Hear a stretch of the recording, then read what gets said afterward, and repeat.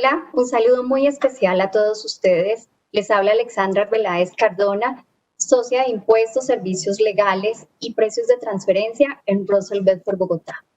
Yo soy contador público, especialista en Derecho Tributario, con más de 15 años de experiencia. Agradezco mucho esta invitación del Instituto Nacional de Contadores para hablar de un tema de gran importancia y de total actualidad, como lo es el impuesto de normalización tributaria.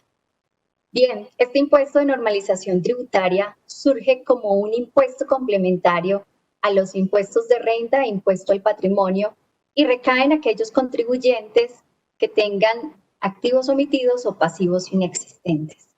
Y vale la pena en este punto hacer un poco de memoria, en donde tenemos que no es la primera vez que conocemos del impuesto de normalización. Pues la primera versión surgió en el año 2014 con la emisión de la Ley 1739, que estableció este impuesto de normalización para los años 2015, 2016 y 2017.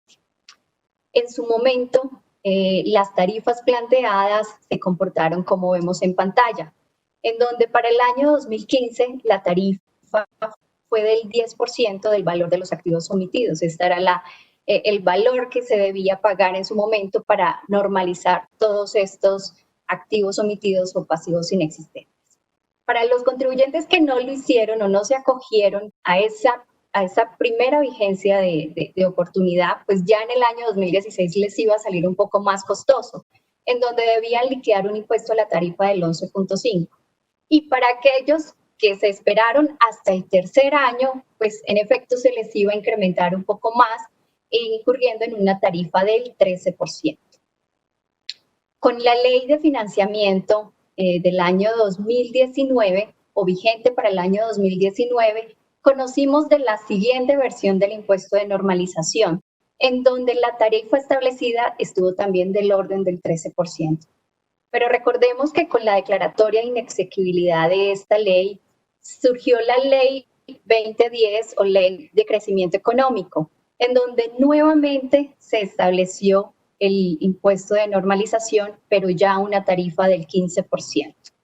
Y habiendo mirado este comportamiento en esos años, vale también la pena revisar o detenernos en algunas cifras bien importantes, en donde tenemos que, según información de la DIAN, por los años 2015 y 2016-17, el recaudo obtenido fue de 2.3 billones de pesos por estos 3 años, en donde más de 14.000 contribuyentes se acogieron a esta posibilidad y regularizaron sus activos omitidos y o pasivos inexistentes.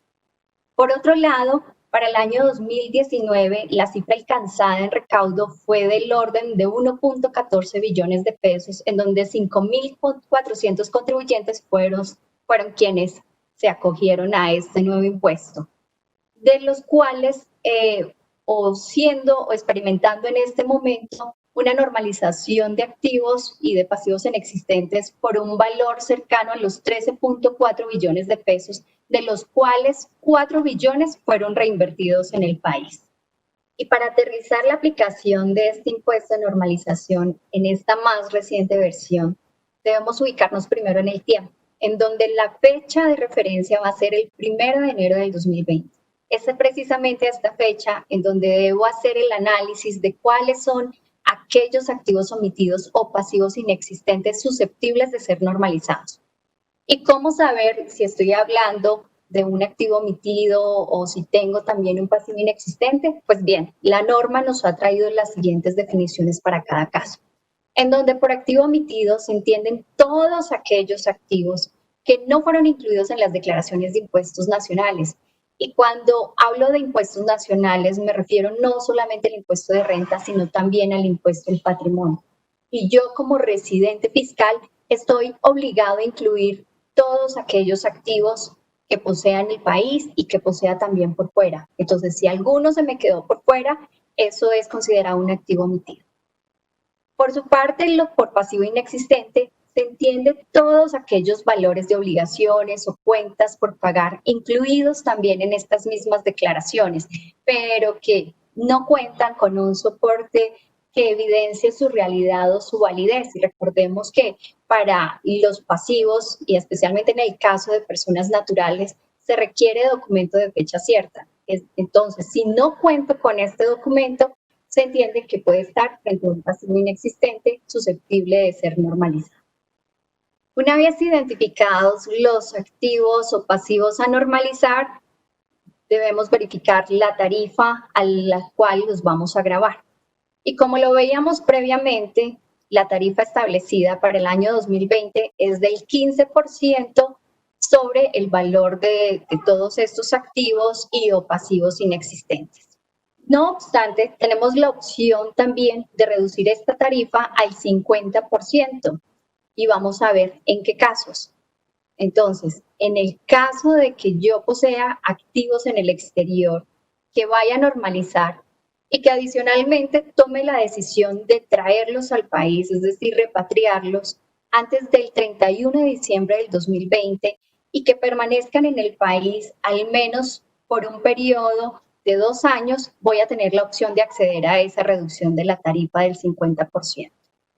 Este beneficio es bien importante en razón a que por el comportamiento de los años pasados, lo que se ha observado es que la mayor parte de los activos normalizados corresponden a activos que se poseían en el exterior, que normalmente han sido una de las opciones de planeación que han considerado los contribuyentes para dejar por fuera de la base de impuestos en Colombia todo este tipo de activos. De manera que poder en este momento tener la oportunidad de traerlos al país y que permanezcan al menos por este periodo de 2 años va a ser retribuido con esta reducción bien importante del impuesto. Ahora, hablando de los beneficios, es del gran atractivo de este impuesto de normalización. ¿Y por qué razón? Porque constituye como un perdón a las conductas anteriores. No es admisible el dejar activos por fuera o el incluir pasivos inexistentes en las declaraciones de renta de impuesto al patrimonio. Pero el acceder a la opción de normalización en este momento está generando el atractivo de que no van a ser objeto de sanciones ni en impuesto de renta, ni en el impuesto sobre las ventas, y también van a ser consideradas, perdonadas todas las sanciones relacionadas con la no declaración de los activos en el exterior por los años anteriores. En materia de precios de transferencia, tampoco van a surgir penalizaciones, y al igual que en información exógena y para efectos cambiarios. En este sentido, la norma ha establecido que no habrá lugar a renta por comparación patrimonial ni a renta líquida gravable por el valor de esos activos omitidos, de manera que el costo del 15% que a la tarifa establecida hoy me representa estos beneficios, de manera que es bien importante considerarlos. En materia de procedimiento, es importante tener en cuenta también que son sujetos de este impuesto de normalización los contribuyentes pertenecientes al régimen simple de tributación. Esto en principio generó algunas inquietudes, pero ya la autoridad tributaria lo ha dejado claro, además porque la norma contempla que son sujetos los contribuyentes del impuesto de renta y otros sustitutivos de este impuesto, como lo es este régimen simple de tributación. A diferencia de otras vigencias, también se ha dejado claro que la única oportunidad o la única fecha o la fecha límite para declarar este impuesto es el 25 de septiembre, es hasta esta fecha. Después de esta fecha no se admiten ni correcciones ni presentaciones temporáneas de declaraciones. Si se hace de esta manera, pues se entenderán por no válidas.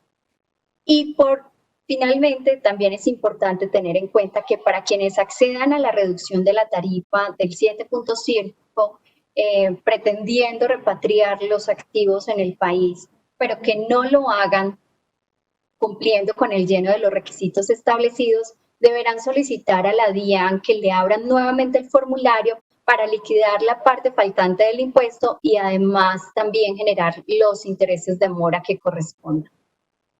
Es así como hemos escuchado que tal vez se estemos sí frente a la última oportunidad de normalizar todos estos activos y pasivos inexistentes, y así lo ha expresado la autoridad tributaria en diferentes escenarios públicos.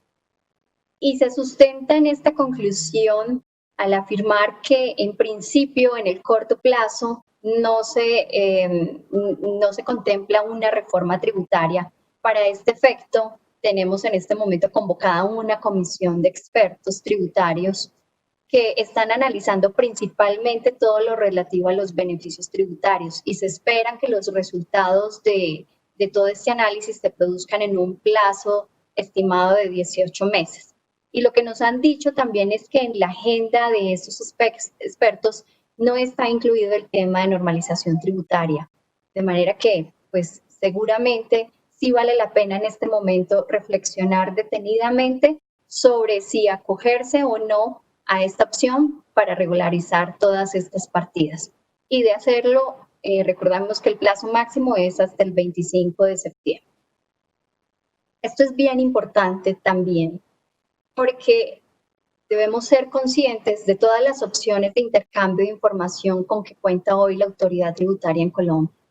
Y en este punto debemos recordar que tenemos vigentes 11 convenios para evitar la doble imposición, en donde en su artículo 25 se establece un intercambio de información, de manera que pues cada vez vamos a estar mucho más en evidencia respecto de todos los movimientos que tengamos en otros países. Por su parte, también tenemos el intercambio de información vigente con Estados Unidos por el FATCA, en donde ya hemos visto experiencias de contribuyentes que les ha llegado oficios persuasivos identificando claramente el valor y la descripción de activos que tienen en otros países y que no han sido identificados en su declaración de activos en el exterior, por lo cual la DIAN lo invita a normalizarse. Por su parte, también tenemos que con Panamá ya se tienen, no intercambio de información por petición de la DIAN, ya opera de manera automática. Y en Panamá, pues tenemos que hay una buena parte de las inversiones de nacionales que han pretendido dejarse por fuera de las declaraciones nacionales. Adicionalmente, también tenemos vigente la Convención sobre Asistencia Administrativa Mutua en materia fiscal, de la cual hacen parte 126 países con los cuales se está intercambiando información de manera automática. Y se espera que para el año 2021 14 entren a engrosar esta lista. Entonces, pues a nivel internacional no nos quedamos cortos en herramientas para identificar o para rastrear todos estos activos omitidos, lo que hace también que la identificación sea inminente. Por si esto fuera poco, tenemos que también la DIAN tiene localmente o a nivel nacional importantes herramientas para cruces de información. Y esto tiene que ver con el reporte en exógena de beneficiario efectivo, que tiene que ver con la identificación de la persona natural controlante o beneficiaria de inversiones. También tenemos toda la información que proporcionan las entidades financieras y adicionalmente los municipios también están cruzando información con la DIAN, en donde aquí lo que se pretende es identificar en mayor medida todos los activos inmuebles que se tengan y que no estén incluidos en todas estas declaraciones. Entonces, pues, de herramientas está muy bien armada la DIAN y es lo que nos debe llevar a reflexionar sobre esta opción de normalización. Revisados todos estos aspectos y para cerrar, conviene detenernos en las sanciones para saber qué es lo que le va a pasar a un contribuyente que no haya normalizado todos sus activos omitidos o pasivos inexistentes y que con posterioridad estos sean identificados por la DIAN.